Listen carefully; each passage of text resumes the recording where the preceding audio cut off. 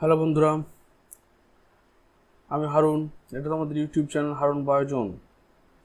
আজকে আমি class 11 West Bengal বোর্ডের ক্লাস 11 যে সেমিস্টার সিস্টেম চালু হয়েছে, সেই সেমিস্টার সিস্টেমের বায়োলজিক্যাল সায়েন্সের উপরে এটা আমার প্রথম ভিডিও, যেখানে আমি প্রতিটা চ্যাপ্টারের উপরে 30টা করে এমসিকিউ কোয়েশ্চেন তোমাদের সলভ করব। এবং সঙ্গে কী হচ্ছে যে এরপর চ্যাপ্টার কমপ্লিট হলে কিছু প্র্যাকটিস সেট তোমাদের আলোচনা করব। তাই সেগুলো যদি প্র্যাকটিস করো তো আশা করি পরীক্ষায় কোনো প্রবলেম হবে না। যেহেতু অনেক স্টুডেন্ট এখনও বুঝে উঠতে পারছে না কীরকম প্যাটার্নের কোয়েশ্চেন। সবাই জানে যে এমসিকিউ কোয়েশ্চেন হবে, কিন্তু কীরকম প্যাটার্নের কোয়েশ্চেন হবে, কত মার্কসের কোয়েশ্চেন হবে, সেগুলো নিয়ে অনেকেই কনফিউশন আছে। তো চলো আমরা শুরু করি। আমাদের এই সিরিজটা ফলো করতে থাকো, প্রতিটা chapter wise MCQ plus after complete chapter unit wise MCQ আমরা এখানে সলভ করব। ওকে, তো আমাদের যে ফার্স্ট সেমিস্টার প্রথম পরীক্ষা হবে, সেটা হবে কত মার্কের? সেটা হবে তোমার 35 মার্কসের। সেটা হবে 35 মার্কস।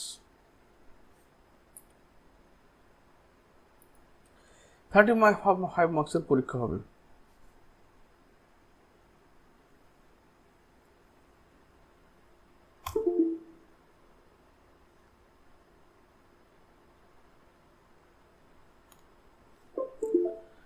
আর 35 মার্কসের পরীক্ষা হবে। দেখো এখানে লিখে 35 মার্কস, প্রত্যেকটা কোয়েশ্চেন এমসিকিউ বেসড, এবং তোমার প্রতিটা কোয়েশ্চেনের জন্য 1 মার্ক করে থাকবে। হলো, টোটাল তোমাদের 70 মার্কের ফার্স্ট সেমিস্টারের পরীক্ষা হবে দুটো সেমিস্টারের মাধ্যমে। দুটো সেমিস্টার মানে ক্লাস 11 এর 2 সেমিস্টার, যেখানে থিওরি হবে তোমার 70 মার্কসের। 70 মার্কের থিওরি হবে। তো সেমিস্টার 1 হবে তোমার 35 মার্কস, সেখানে 1 হবে 35 মার্কস, এবং সেখানে 3টে ইউনিট থাকবে। Unit 1, unit 2, unit 3। Unit 1 diversity of living organism, unit 2 structure organisation of plants and animals, unit 3 cell structure and function.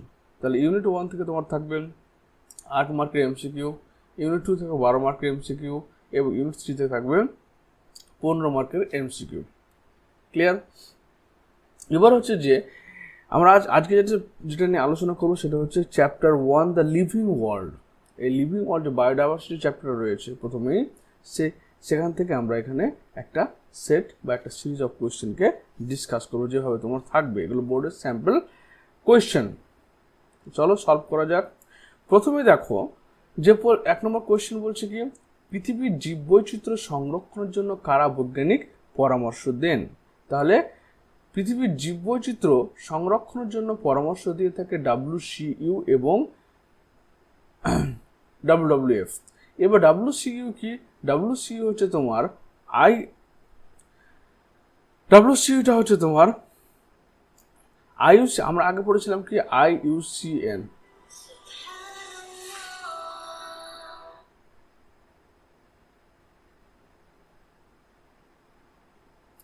আগে পড়েছিলাম IUCN। IUCN কথা অর্থ হচ্ছে কি international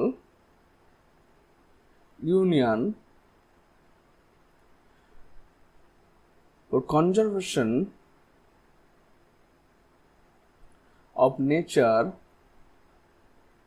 nature and natural resources এটা আমরা আগে পড়েছি।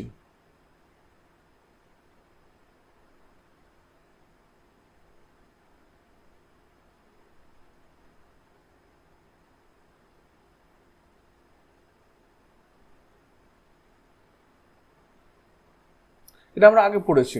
এরই বর্তমান যেটা হচ্ছে, এর বর্তমানের প্রেজেন্ট যে সংস্থা, তার নাম হচ্ছে WCU, ওয়ার্ল্ড কনজারভেশন ইউনিয়ন।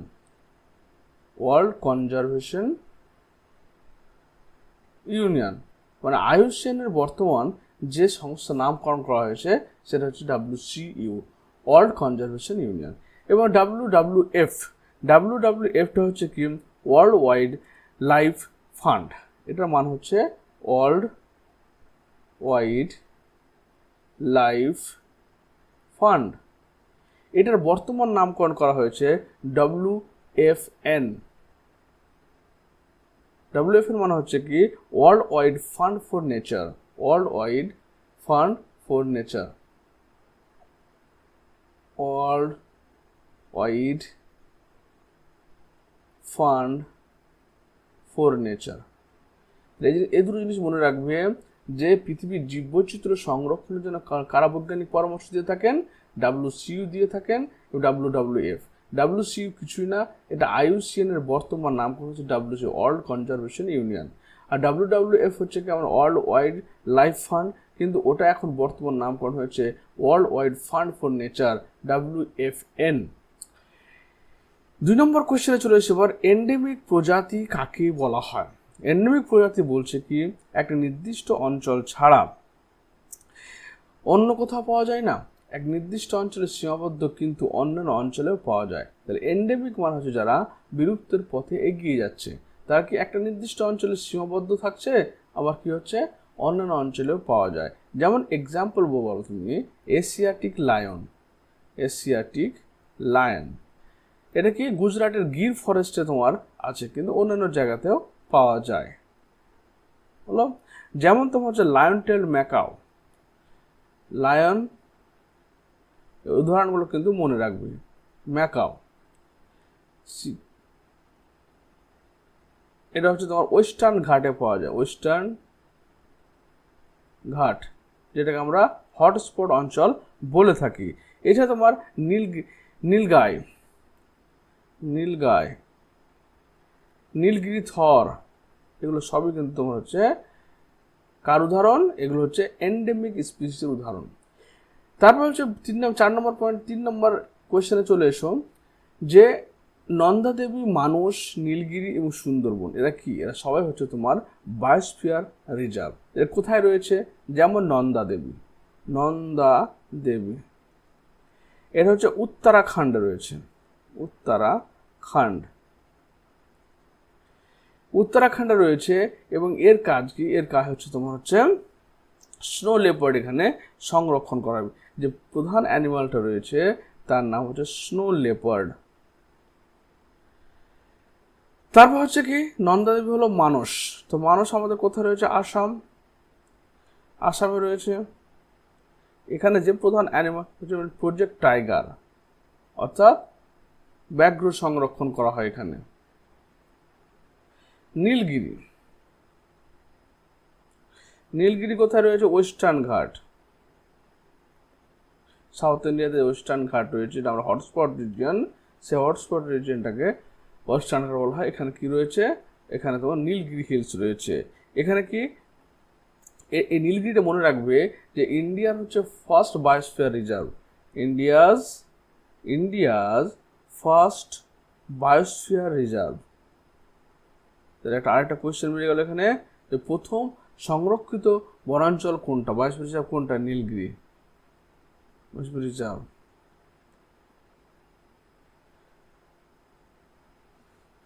হলো এখানে মেনলি হচ্ছে কি লাফিং থ্রাশ, এখানে হচ্ছে কি লাফিং থ্রাশ বলে একটা বার্ড পাওয়া যায় এখানে, প্রধান লাফিং থ্রাশ এক ধরনের বার্ড, পাখি পাওয়া সংরক্ষণ করা হয় এখানে। তাহলে সবগুলো হচ্ছে বায়োস্ফিয়ার রিজার্ভ। এবার 4 নম্বর পয়েন্ট হচ্ছে কি আসামের কাজিরাঙ্গা হলো একটা প্রোটেক্টেড এরিয়া। আসামের কাজিরাঙ্গা 4 নম্বর বলছে যে প্রোটেক্টেড এরিয়া, সংরক্ষিত বনাঞ্চল, অভয়ারণ্য এ অংশে। কাজিরাঙ্গা হচ্ছে কি মেনলি হচ্ছে একটা ন্যাশনাল পার্ক, এটা হচ্ছে কি প্রোটেক্টেড এরিয়া। এবং এখানে কি করা হয়, এখানে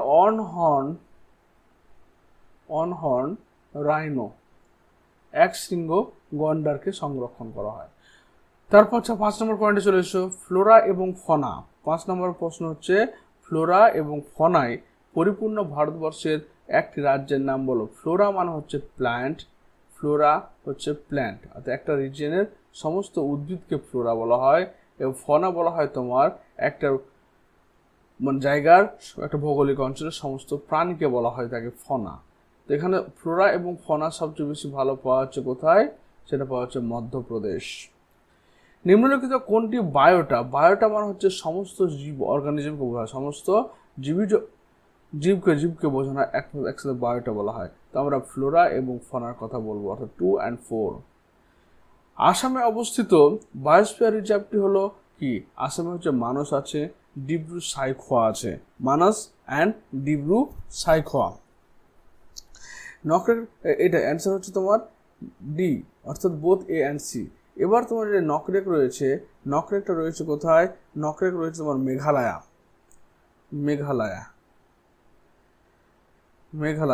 যেটা হচ্ছে তোমার রেড পান্ডা, যেখানে সংরক্ষণ করা হচ্ছে রেড পান্ডাকে।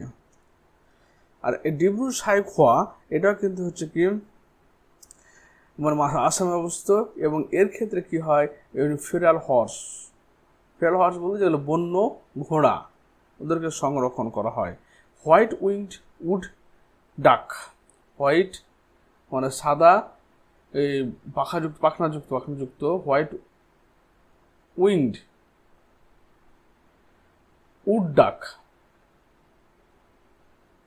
এদেরকে সংরক্ষণ করা হয়। তাহলে মানস এবং ডিব্রু সাইখোয়া হচ্ছে তোমার আসামে অবস্থিত, আর যেটা হচ্ছে আসামে অবস্থিত, আর এখানে হচ্ছে নকরেকটা একমাত্র মেঘালয়তে অবস্থিত। বিপন্ন প্রায় উদ্ভিদ হলো কোনটি? Aloe vera, drosera, azadirachta. তো অ্যালোভেরা এবং অ্যাজাডিরাক্টা দুটো হচ্ছে বিপন্ন প্রায়, অর্থাৎ বিপন্নের পথে চলে যাচ্ছে এরা। তাহলে অ্যান্সার হয়ে গেল কি ডি। এবার ড্রসেরা কি?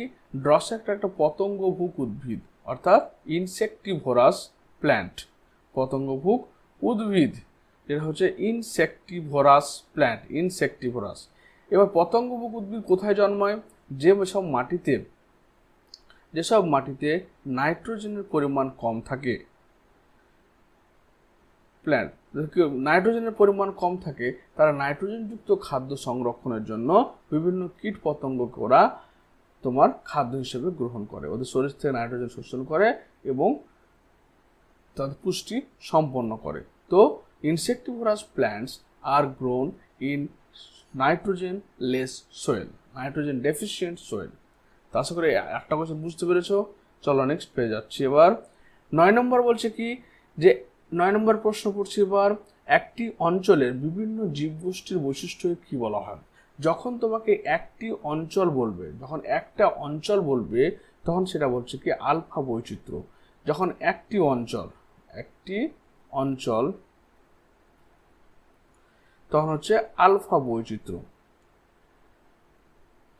একটি ভৌগোলিক অঞ্চল যখন বলবে, একটি ভৌগোলিক অঞ্চলের ভিন্ন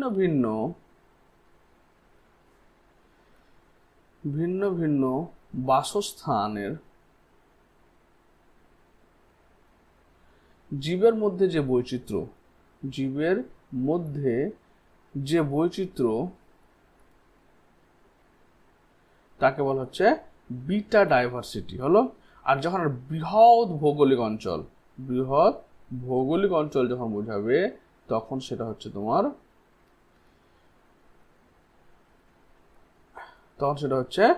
তোমার গামা বৈচিত্র্য। মানে বলতে গেলে এরকম ভাবে বলা যায় যে ধরুন এটা একটা অঞ্চল, এই অঞ্চলটা হচ্ছে তোমার আলফা বৈচিত্র্য। যখন একটা ভৌগোলিক অঞ্চল ভিন্ন বাসস্থানের মধ্যে যখন হচ্ছে বৈচিত্র্য, তখন বিটা। আর যখন তোমার হচ্ছে একটা বিশাল ভৌগোলিক অঞ্চল এবং তার মধ্যে অবস্থিত গামা। এবার মেগা ডাইভার্সিটি সমৃদ্ধ দেশগুলো, মেগা ডাইভার্সিটি মানে যেখানে জীব বৈচিত্র্যটা প্রচুর পরিমাণে রয়েছে, এরকম একটা অঞ্চল হচ্ছে কি ভারত, অস্ট্রেলিয়া এবং ব্রাজিল। কিউ এর প্রসিদ্ধ বোটানিক্যাল গার্ডেনটি অবস্থিত কোথায়? ইংল্যান্ডে। এটা হচ্ছে কি ওয়ার্ল্ড লার্জেস্ট বোটানিক্যাল গার্ডেন। তাহলে আমাদের ভারতবর্ষটা কোথায় রয়েছে? ভারতবর্ষটা রয়েছে তোমার এতে শিবপুর, কলকাতা, শিবপুর, হাওড়া। তারপর 12 নম্বর কোয়েশ্চেনে চলে এসো, ফাইলোজেনেটিক সিস্টেম অফ ক্লাসিফিকেশন এর প্রবক্তাকে। তাহলে ফাইলোজেনেটিক সিস্টেম অফ ক্লাসিফিকেশন দিয়েছিল হাচিনসন। ফাইলোজেনেটিক মানে হচ্ছে ফাইলো জেনেটিক, শ্রেণীবিন্যাস যেটা রয়েছে এটা হচ্ছে ইভলিউশনারি রিলেশনশিপ, ইভলিউশনারি রিলেশনশিপ এর উপর ভিত্তি করে তৈরি করা হয়েছে। কারণ একটা জীবের সঙ্গে আরেকটা জীবের যে একটা সম্পর্ক, অর্থাৎ কীভাবে একটা জীব থেকে অন্য একটা জীব তো এসেছেন তার উপর ভিত্তি করে শ্রেণীবিন্যাস দেওয়া হয়, তাকে ফাইলোজেনেটিক বলা হয়। এটা দিয়েছিল কে? এটা দিয়েছিল হাচিনসন। তারপর হচ্ছে তোমার এংলার অ্যান্ড প্রান্তল, এংলার অ্যান্ড প্রান্তল। ওকে, তারপর হচ্ছে কি বেনথাম অ্যান্ড হুকার দিয়েছিল কি natural system of classification, natural system of classification দিয়েছিল, যেখানে কি হয় জীবের যতগুলো চারিত্রিক বৈশিষ্ট্য হয় শুধুমাত্র ইভলিউশনারি সিস্টেম বাদ দিয়ে তার সাইটোলজিক্যাল হতে পারে, এমব্রায়োলজিক্যাল হতে পারে, জেনেটিক্যাল হতে পারে, বায়োকেমিক্যাল হতে পারে, তারপর তোমার হচ্ছে কি ওর মলিকুলার হতে পারে, সব কিছু যা চারিত্রিক বৈশিষ্ট্য, মরফোলজিক্যাল হতে পারে, ফিজিওলজিক্যাল হতে পারে। তো সবগুলো চারিত্রিক বৈশিষ্ট্যের উপর নির্ভর করে যে শ্রেণীবিন্যাস করা হয় তাকে ন্যাচারাল সিস্টেম অফ ক্লাসিফিকেশন বলা হয়। এটা দিয়েছিল বেনথাম অ্যান্ড হুকার। মনে রাখ, এগুলো কিন্তু খুব ইম্পর্টেন্ট কোয়েশ্চেন, অ্যান্ড হুকার। তারপর হচ্ছে কি আমাদের বলছে আরেকটা হচ্ছে কি আর্টিফিশিয়াল, যখন প্রথম দিকে যখন মানুষের কোনো ধারণাই ছিল না শ্রেণীবিন্যাস সম্পর্কে, তখন সে ক্লাসিফিকেশন দিয়েছিল, সেটা দিয়েছিল কারা? ক্যারোলাস লিনিয়াস, থিওফ্রাস্টাস ক্লাসিফিকেশন, সেটা হচ্ছে লিনিয়াস দিয়েছিল। তারপর থিওফ্রাস্টাস দিয়েছিল, অ্যারিস্টটল দিয়েছিল। বুঝতে পারলে? তাহলে 1 নম্বর হচ্ছে ফাইলোজেনেটিক সিস্টেম অফ ক্লাসিফিকেশন কে দিল? হাচিনসন দিল, এংলার এবং প্রান্তল দিয়েছিল। তারপর হচ্ছে বেনথাম অ্যান্ড হুকার দিয়েছিল কি তোমার দিয়েছিল ন্যাচারাল সিস্টেম অফ ক্লাসিফিকেশন। তারপর হচ্ছে লিনিয়াস দিয়েছিল তোমার আর্টিফিশিয়াল সিস্টেম অর্থাৎ কৃত্রিম শ্রেণীবিন্যাস। নিম্নলিখিত 13 নম্বর কোয়েশ্চেনে চলে এসো, নিম্নলিখিত কোন শ্রেণীর পদ্ধতি স্ট্যাটিস্টিক্যাল নিয়ম ব্যবহার করা হয়? এটা হচ্ছে ফেনেটিক্সের ক্ষেত্রে, এটা হচ্ছে ফেনেটিক্স। ফেনেটিক্স মান হচ্ছে যেখানে তোমার হচ্ছে ফেনেটিক্স মান হচ্ছে ফাইলোজেনেটিক, ফেনেটিক্স কথার অর্থ হচ্ছে ফাইলোজেনেটিক রিলেশনশিপ, ফাইলোজেনেটিক্স। আর ফাইলোজেনেটিক্স মানে হচ্ছে যেখানে ইভলিউশনারি রিলেশন থাকবে, অর্থাৎ একটা জীব থেকে আরেকটা জীব মধ্যে যে সম্পর্ক, একটা জীব থেকে আরেকটা জীবের মধ্যে কীভাবে তৈরি হয়েছে। যেমন আমাদের সঙ্গে ইঁদুরের তোমার 92% জেনেটিক রিলেশন রয়েছে, আবার তাও একটা শিম্পাঞ্জির সঙ্গে বা ওরাংওটাঙ্গার সঙ্গে আমাদের কত 98% সঙ্গে সিমিলারিটি রয়েছে। এই যে সিমিলারিটি এবং ডিসিমিলারিটি তার ভিত্তি করে যে শ্রেণীবিন্যাস করা হয়। তারপর হচ্ছে কি নিউমেরিক্যাল মানে হচ্ছে তোমার বর্তমানে সমস্ত ডেটাকে কোথায় কম্পিউটার সফটওয়্যারের মাধ্যমে সংরক্ষণ করা হচ্ছে, নিউমেরিক্যাল গেল।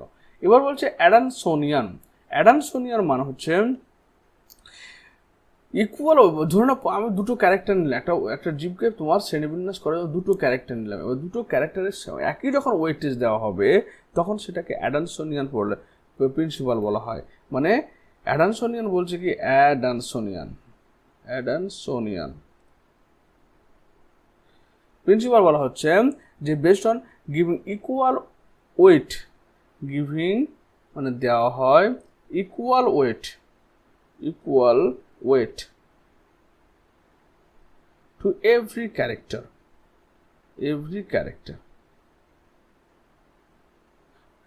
নিউ অ্যাডামসন, এবার ওখান এটা বর্তমানে ক্যান্সেল হয়ে গিয়ে চলে এসছে new Adamsonian principal.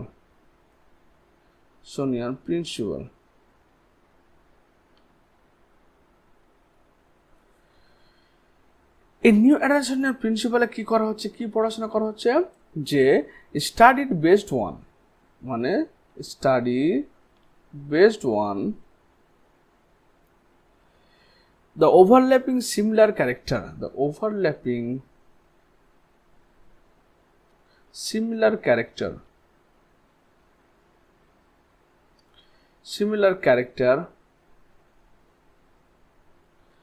and the difference between them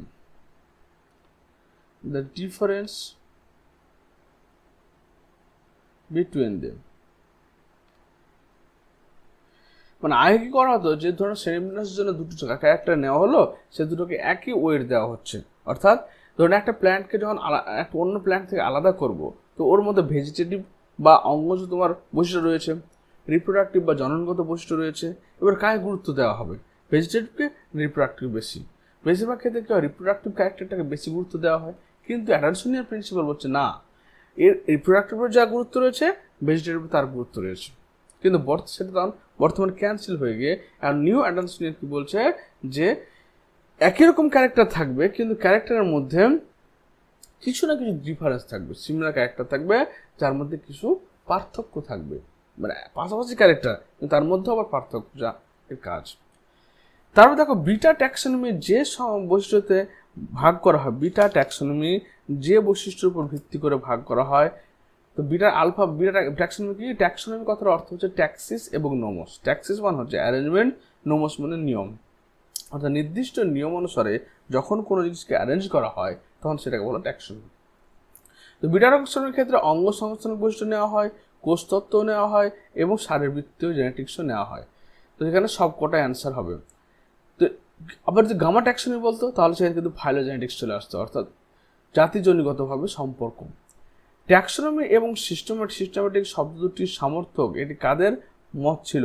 এটা তোমার হচ্ছে এ অ্যান্ড সি বোথ, অর্থাৎ ল্যাম্ব অ্যান্ড ম্যাসন দুজনেই বলেছিল ট্যাক্সোনমি সিস্টেমেটিক্স। তো ট্যাক্সোনমি কথা হচ্ছে কি? ট্যাক্সিস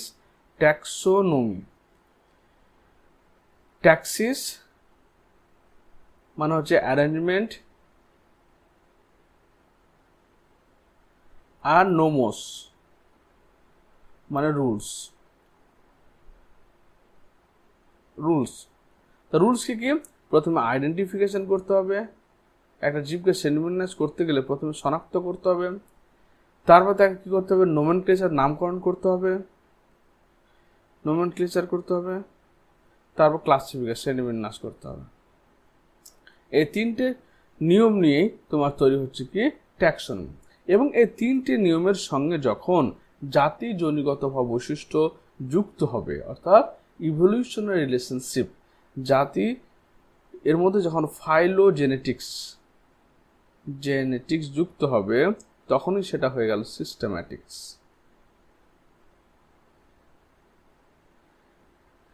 সিস্টেম্যাটিক শব্দের প্রথম প্রচলন কে করে? Carolus Linnaeus. মনে রাখবে এগুলো, ক্যারোলাস লিনিয়াস। নিম্নলিখিত কোনটি পলিটাইপিক জেনাস? পলিটাইপিক মানে হচ্ছে কি? পলিটাইপিক হচ্ছে একটা জেনাসের অনেকগুলো কি থাকবে? প্রজাতি থাকবে, তখন পলিটাইপিক বলা হয়। পলি মানে অনেকগুলো, টাইপিক মানে টাইপ, অর্থাৎ একটা ধরো ম্যাঙ্গোর ক্ষেত্রে বলছি, ম্যাঙ্গিফেরা, এর মধ্যে 50,000 প্রজাতির আম রয়েছে। ওকে, তো এই যে একটা জিনিস, একটা গণের মধ্যে যে অনেকগুলো প্রজাতি রয়েছে, তাকে পলিটাইপিক বলা হয়ে থাকে। তাহলে এখানে প্যান্থেরা রয়েছে, সোলানাম রয়েছে, অ্যাম্ফিওক্সাস রয়েছে। তো এখানে A and C, panthera and solanum. কারণ প্যান্থেরা লিও রয়েছে, প্যান্থেরা টাইগ্রিস রয়েছে, বাঘ, প্যান্থেরা লিও, সিংহ হয়ে গেল। তারপর হচ্ছে কি? সোলানাম টিউবারোজাম রয়েছে, আলু। সোলানাম মেলঙ্গান রয়েছে তোমার ব্রিঞ্জাল বা বেগুন। ওকে, তো এভাবে তোমার এর একটা গণের মধ্যে অনেকগুলো প্রজাতি রয়েছে। এরপর চলে এসে 18 নম্বরে, বিন্যাসের নিচের যে বিষয়গুলোর উপর নির্ভর করে তা হচ্ছে কি? বিন্যাস মানে বিন্যাস রীতি বলতে ট্যাক্সোনমিকে বোঝানো হয়েছে, ট্যাক্সোনমি। তাহলে ট্যাক্সোনমি কি করে? প্রথমে ক্লাসিফিকেশন নেয়, তারপর আইডেন্টিফিকেশন, নোমেনক্লেচার নেয়। তো এখানে কি হচ্ছে? ক্লাসিফিকেশন, আইডেন্টিফিকেশন এবং নোমেনক্লেচার, এই তিনটে বৈশিষ্ট্য নিবে, অর্থাৎ এখানে অ্যান্সার হবে বি। ডোমেইন ইউক্যারিয়া নিচের জীবগোষ্ঠী নিয়ে গঠিত। তাহলে ইউক্যারিয়া মানে হচ্ছে যেখানে তোমার হচ্ছে আদর্শ নিউক্লিয়াস থাকবে, আদর্শ নিউক্লিয়াস থাকবে। কার ক্ষেত্রে আছে? এবার শৈবাল রয়েছে, এখানে ব্রায়োফাইটা রয়েছে এবং হচ্ছে সায়ানোব্যাক্টেরিয়া রয়েছে। তাহলে এই সায়ানোব্যাক্টেরিয়াটা হচ্ছে তোমার অ্যালগি এবং সাধারণত ব্যাকটেরিয়া দুটোর মধ্যবর্তী জীব। তাহলে এখানে সবচেয়ে ভালো অ্যান্সার হবে কি ব্রায়োফাইটা তো অবশ্যই তোমার ইউক্যারিয়ার মধ্যে পড়ছে এবং হচ্ছে অ্যালগি ইউক্যারিয়ার মধ্যে পড়ছে, কিন্তু সায়ানোব্যাক্টেরিয়া যেটা রয়েছে এটা বিটুইন ইউক্যারিয়া অ্যান্ড প্রোক্যারিয়া। মনে রাখবে সায়ানোব্যাক্টেরিয়া হচ্ছে বিটুইন ইউক্যারিয়া অ্যান্ড প্রোক্যারিয়া। তোমরা দেখবে অ্যান্সার ডি পাবে, এখানে অ্যান্সার এ এবং বি উভয় বলবে, কিন্তু এর মধ্যে সবচেয়ে কারেক্ট অ্যান্সার হচ্ছে অ্যালগি ইউক্যারিওটস এবং হচ্ছে ব্রায়োফাইটা ইউক্যারিওটস, কিন্তু সায়ানোব্যাক্টেরিয়া হচ্ছে মানে ইউক্যারিওটস এবং প্রোক্যারিওটসের মধ্যবর্তী পর্যায়ে। সায়ানো মানে হচ্ছে নীলাভ সবুজ শৈবাল আর ব্যাকটেরিয়া। 20 নম্বর বলছে নিম্নলিখিত কোনটি বায়োলজিক্যাল স্পিসিস কনসেপ্টে প্রযোজ্য? তাহলে হচ্ছে কি প্রযোজ্য নয়। তাহলে প্রথম কথা হচ্ছে যে মেয়ার প্রথম কি দিয়েছিল? বায়োলজিক্যাল স্পিসিস কনসেপ্ট দিয়েছিল, বায়োলজিক্যাল স্পিসিস কনসেপ্ট মানে প্রজাতির সংজ্ঞা দিয়েছিল। সেখানে কি বলেছিল? সেখানে বলেছিল যে ইন্টারব্রিডিং অর্গানিজমস এদেরকে স্পিসিস বা প্রজাতি বলা, অর্থাৎ যে সমস্ত প্রজাতির মধ্যে জনন সম্পন্ন হলে উৎপন্ন আপত্যজনকটা উর্বর হয়, অর্থাৎ আবার নতুন জীব তৈরি করতে পারে, তাকে বলা হচ্ছে কি প্রজাতি। কিন্তু যেমন তখন ধরে নাও হর্স অ্যান্ড ডঙ্কি, গাধা, এদের মধ্যে ক্রস করার ফলে মিউল তৈরি করা হয়েছে, কিন্তু মিউল হচ্ছে স্টেরাইল, বন্ধা। কেন? কারণ হচ্ছে এই যে হর্স হচ্ছে আর গাধা এবং ঘোড়া দুটো আলাদা প্রজাতির জীব, যার ফলে তাদের মধ্যে কোনো মিল নেই, অর্থাৎ তারা জোর করে তাদের ফার্টিলাইজেশন নিষেক ঘটানো হয়, তবে সেখানে কি তৈরি হবে? একটা জীব তৈরি হবে, যে জীবটা হচ্ছে বন্ধা হবে। ওই জন্য একই প্রজাতির জীব, এবার ধরো দুটো ঘোড়ার মধ্যে যদি ক্রস করানো হয় তাহলে অবশ্যই সেখানে মানে হাইব্রিড ঘোড়া তৈরি হবে, সেটা হচ্ছে তোমার এই স্পিসিস সংখ্যা। তাহলে এখানে একমাত্র ন্যাচারাল সিলেকশন প্রকৃতিরা সিলেক্ট করছে আমাদের বন্য জাতীয়। তারপর হচ্ছে কি জিনপুল কথার অর্থ হচ্ছে যে একটা নির্দিষ্ট ভৌগোলিক অঞ্চলের একটা নির্দিষ্ট সময়ে বা একটা নির্দিষ্ট অঞ্চলে একটা নির্দিষ্ট সময়ে যে জীব রয়েছে তার সমস্ত জীবের যে টোটাল নাম্বার অফ জিন রয়েছে তাকে আমরা জিনপুল বলছি। এবার ন্যাচারাল সিলেকশন প্রাকৃতিক ভাবে ডারউইনবাদ চলে যাও। ডারউইন যে প্রকৃতি কি করে? প্রতিটা জীবকে নির্বাচিত করে, কে বাঁচবে কে বাঁচবে না। রিপ্রোডাক্টিভ আইসোলেশন মানে হচ্ছে ধরুন এখানে একটা বন ছিল, এই বনের মধ্যে অনেকগুলো জীব ছিল, এবার কিছু জীব অনেকগুলো ধরুন টাইগার ছিল এখানে বনটাতে, এবার কিছু টাইগার কি করলো? ওরা আলাদা হয়ে গেল, বনের একটা কর্নারে গিয়ে বাস করতে শুরু করলো। এরা মেন যে টাইগার ছিল সেখান থেকে পুরোপুরি জননগতভাবে বিচ্ছিন্ন হলো। দীর্ঘদিন তো ওরা মানে একটা আলাদা পরিবেশে থাকার জন্য ওরা কি করে? মেল পপুলেশন থেকে আলাদা হয়ে যাবে। এটাকে বলা হচ্ছে রিপ্রোডাক্টিভ আইসোলেশন বা জননগতভাবে বিচ্ছিন্ন। তো এখানে অ্যান্সার হবে হাইব্রিডাইজেশন। হাইব্রিড মানে কি? যখন দুটো, যেমন এখানে দেখো হাইব্রিডাইজেশন কি হচ্ছে, দেখো এখানে ডঙ্কি আর হর্স হাইব্রিড করছি আমি, হাইব্রিডের পর একটা মধ্যস্থকারী জীব তৈরি হচ্ছে, তাকে বলা হচ্ছে মিউল। তো হাইব্রিডাইজেশন মানে হচ্ছে দুটো একই প্রজাতি হতে পারে কিন্তু আলাদা প্রজাতিরও হতে পারে হাইব্রিডাইজেশনের ক্ষেত্রে। কিন্তু বায়োলজিক্যাল স্পিসিস কনসেপ্ট বলছে না, একই প্রজাতি জীবের মধ্যে সংকরণ ঘটবে। এবার আন্তঃপ্রজননের সক্ষম জীবগোষ্ঠীকে বলা হয় কি? প্রজাতি। এখানে হচ্ছে প্রজাতির পরে ক্লাইন বলবে। ক্লাইন মানে হচ্ছে কি ইন্টারব্রিড বা অন্তঃপ্রজননের সক্ষম জীব, এটা নর্মালি প্রজাতি আনসার, কিন্তু প্রজাতির সাব টাইপ হচ্ছে ক্লাইন। প্রজাতির সাব টাইপ হচ্ছে ক্লাইন। এই সাব টাইপ মানে কি? যে আরো কাছের সম্পর্কযুক্ত। ক্লাইন কথার অর্থ হচ্ছে মানে সাব টাইপ, প্রজাতির সাব টাইপ মানে হচ্ছে এরা, আর প্রজাতি মানে ইন্টারব্রিড জনন করবে। এবার হচ্ছে কি ক্লাইন হচ্ছে আরো স্পেসিফিক, ওই জন্য ক্লাইন এখানে অ্যান্সার হবে। এক বা একাধিক জীবের সকল চারিত্রিক বৈশিষ্ট্যের পর্যালোচনা কি বলা হয়? এক বা একাধিক জীবের সকল চারিত্রিক বৈশিষ্ট্যের মানে পর্যালোচনা করাকে আমরা কি বলি, সেটা হচ্ছে তোমার টোপোলজিক্যাল কনসেপ্ট বলা হয়। Topological concept.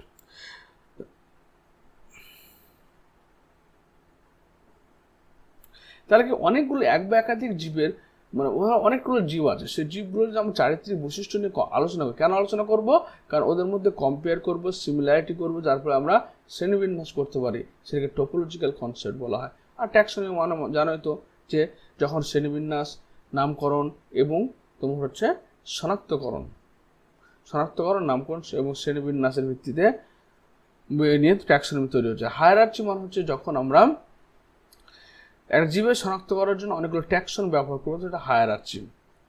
এবার হচ্ছে মডার্ন ট্যাক্সোনমির জনক কাকে বলা হয়? এটা হচ্ছে ক্যারোলাস লিনিয়াসকে বলা হয় তোমার মডার্ন ট্যাক্সোনমির জনক বলা হয়। আর তোমার এপিডি ক্যান্ডল কি বলা হয়? এপিডি ক্যান্ডলকে বলা হয় তোমার এই ট্যাক্সোনমি শব্দটি প্রথম ব্যবহার করেছিল কে? APD candle. ট্যাক্সোনমি সর্বপ্রথম ব্যবহার করে ট্যাক্সোনমি কথাটি, সেটা হচ্ছে এপিডি ক্যান্ডলে। আর হচ্ছে modern taxonomy Carolus Linnaeus. Aristotle হচ্ছে ফাদার অফ জুলজি এবং father of science.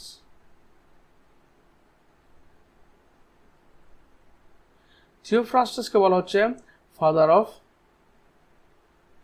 বটানি।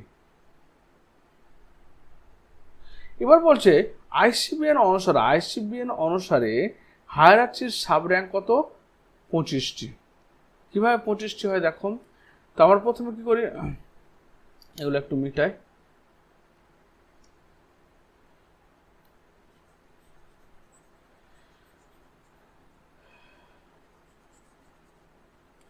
According to আইসিবিএন এর হিসেবে তোমার আমাদের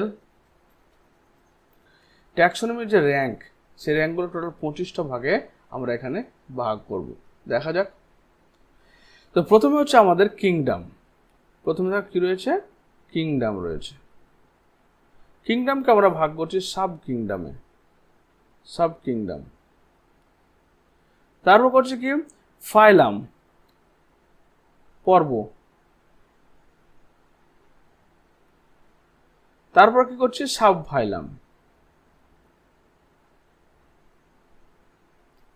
তারপর আমার ক্লাস, তারপর sub class,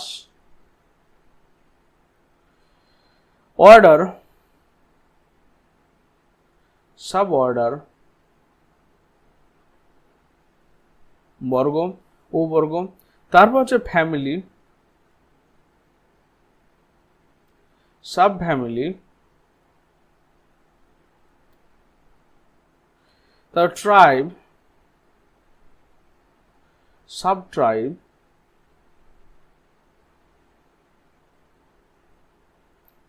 genus, sub genus, section, subsection, series, subseries, সাবজেনাস,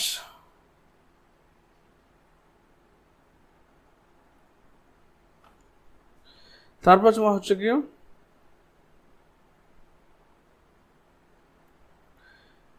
species, subspecies, variety, sub variety,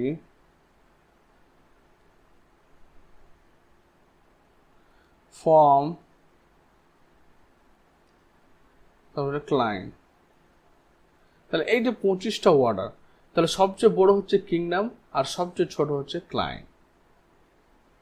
ওকে, যদি তোমার এবং প্রত্যেকটাকে বলা হয় কি? ট্যাক্সন। প্রত্যেকটাকে বলা হচ্ছে কি? ট্যাক্সন।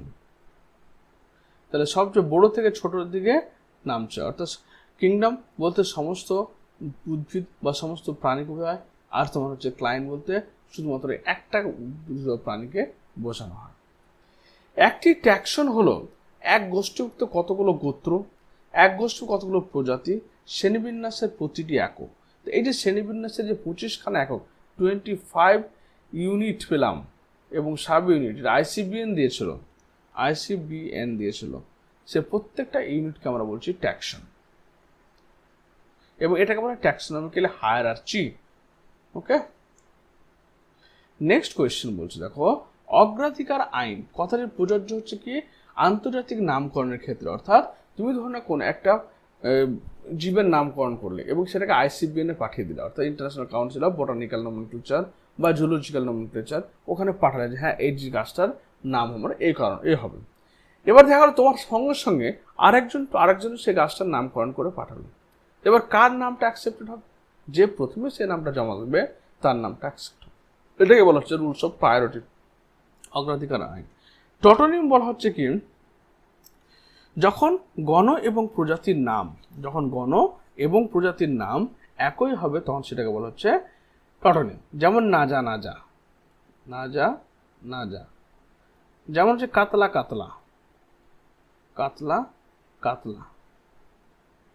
এটা গোখরো সাপ, এটা হচ্ছে কাতলা মাছ। হায়ারার্চির একগুলো কি দেখো, তো প্রথমে আমরা কি পাবো? কিংডম, অর্থাৎ রাজ্য পাবো। তারপর ফাইলাম পাবো বা ডিভিশন পাবো।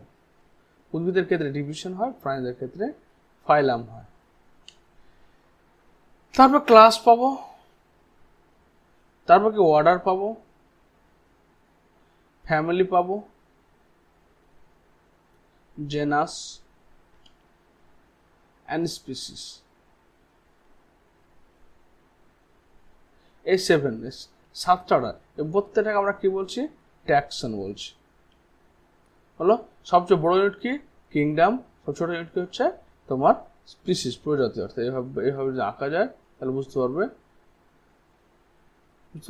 এবার হচ্ছে তাহলে কি দেখবো? রাজ্যের পরে কে রয়েছে? পর্ব, শ্রেণী, তারপর প্রজাতি, গণনা।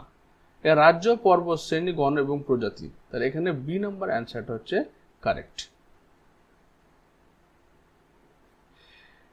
প্রতিটি ধাপে একজোড়া বিপরীত লিডযুক্ত কাপলেট সৃষ্টির মাধ্যমে যে কি তৈরি করা হয় তাকে বলা হচ্ছে কি তোমার ডাইকোটোমাস কি। অর্থাৎ হচ্ছে ধরে নাও, একটা উদাহরণ দিয়ে বলা যাক।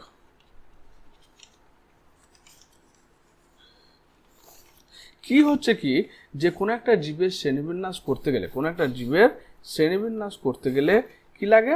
ক্যারেক্টার লাগে। এবার একটা জীব থেকে আরেকটা জীবকে পার্থক্য করতে গেলে দুটো ক্যারেক্টার লাগবে। যেমন ধরে নাও যে একটা গাছে বৃতি ও দলমণ্ডল পৃথক করা যায়। হলো, আরেকটা গাছ দেখা যাচ্ছে বৃতি দলমণ্ডল পৃথক করা যায় না। তাহলে এর একই ক্যারেক্টার দুটো নেওয়া হচ্ছে, এটা হচ্ছে ডাইকোটোমাস কি। তারপর হচ্ছে ইনডেন্টেড কি হচ্ছে, যেমন ধরে নাও যে একটা বললাম কি ফল একগুচ্ছ একই, ধরেন একটা কথা বলছি। ইনডেন্টেড কি মান হচ্ছে মানে এগুলো জাস্ট অ্যারেঞ্জমেন্টের ব্যাপার, বললে পড়বে। এবার উদাহরণ দিয়ে বলি যে প্রথমে বলছে কি 1 নম্বর বলছে ফল একগুচ্ছ একই, হলো। এর মধ্যে রয়েছে একটা বৈশিষ্ট্য, তার নাম হচ্ছে বৃতি ও দলমণ্ডল পৃথক করা যায়।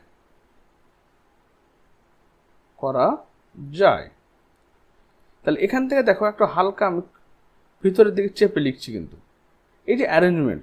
তারপরে 3 নম্বর পয়েন্ট হচ্ছে কি যে পাপড়ির মূলদেশ মধুগ্রন্থিযুক্ত। উদাহরণগুলো বোঝার চেষ্টা করো। পাপড়ির মূলদেশ মধুগ্রন্থিযুক্ত।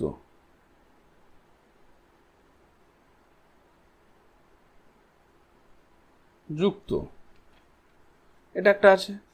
তাহলে এবার এখানে বলছে কি দেখো, এই যে অ্যারেঞ্জমেন্ট, এই অ্যারেঞ্জমেন্টগুলোকে বলা হচ্ছে কি তোমার হচ্ছে এইভাবে অ্যারেঞ্জমেন্ট, সেগুলোকে বলা হচ্ছে কি ইনডেন্টেড কি। আবার ব্র্যাকেটেড কি বলছে দেখো, কাকার ব্র্যাকেট দিয়ে যেটা ঘেরা থাকবে, অর্থাৎ বলছে কি একটা গাছে বললো ফল একিনের গুচ্ছ,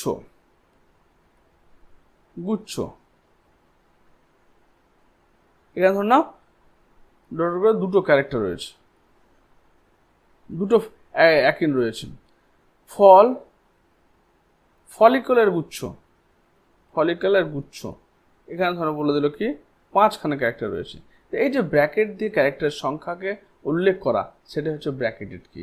আর পাঞ্চ কার্ড হচ্ছে যে একটা গাছ, সে একটা ধরনের একটা গাছ আছে, সেই গাছে তুমি বড় একটা কার্ড ঝুলিয়ে দিলে, এবং কার্ডের কি হলো কোনার দিকে ফুটো করে একটা ওখানে গাছের বৈশিষ্ট্যগুলো লিখলে, সেটা হচ্ছে পাঞ্চ কার্ড। এবার হচ্ছে কি অ্যানোফিলিস মশা একটি সিবলিং স্পিস হচ্ছে anopheles maculipennis, anopheles sacharovi, anopheles subalpinus, anopheles atroparvus. তাহলে এখানে সবগুলো হচ্ছে অ্যানোফিলিসের সিবলিং মানে একই প্রজাতি। তাহলে এখন কি এটা হচ্ছে অ্যানোফিলিস মস্কুইটোর সব প্রজাতি। সিবলিং মানে হচ্ছে যেমন ভাই বোন হয় সেরকম ভাবে এরা একই প্রজাতির মশা। এখানে আমি অ্যান্সারগুলো দিয়ে দিয়েছি ছোট্ট করে। তো ভিডিওটি দেখার জন্য ধন্যবাদ। ভিডিওটি তোমাদের কেমন লাগলো বলবে। তাহলে এই সিরিজগুলো আমি প্রতিটা ইউনিট ওয়াইজ তোমার প্রতিটা চ্যাপ্টার ওয়াইজ, তারপরে ইউনিট ওয়াইজ তৈরি করব, অর্থাৎ পরীক্ষা আস্তে আস্তে তোমাদের প্রিপারেশন আশা করি কমপ্লিট হয়েই যাবে। তো ভালো করে পড়ো, আর কোনো যদি কোয়ারি থাকে বা কোনো ডাউট থাকে তাহলে অবশ্যই কমেন্ট বক্সে কমেন্ট করে জানি। ভিডিও দেখার জন্য থ্যাঙ্কস অ্যাগেইন।